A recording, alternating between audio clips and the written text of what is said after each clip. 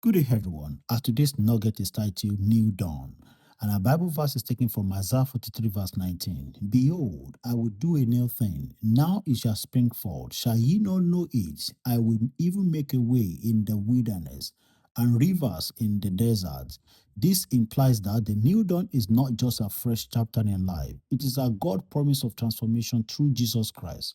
Humanity is trapped in sin's darkness, but Christ came as the light of the world.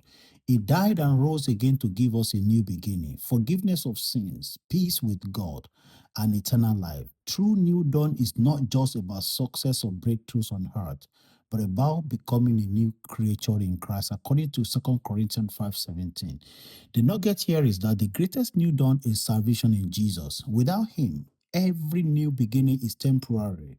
But when you receive Christ, He wipes away your past, gives you a clean slate, and writes your name in the book of life. Your true dawn begins the moment you surrender your life to Jesus Christ.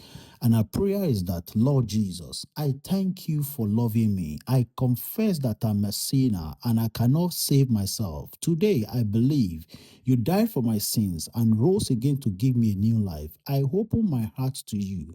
Forgive me, cleanse me, and make me a child of God.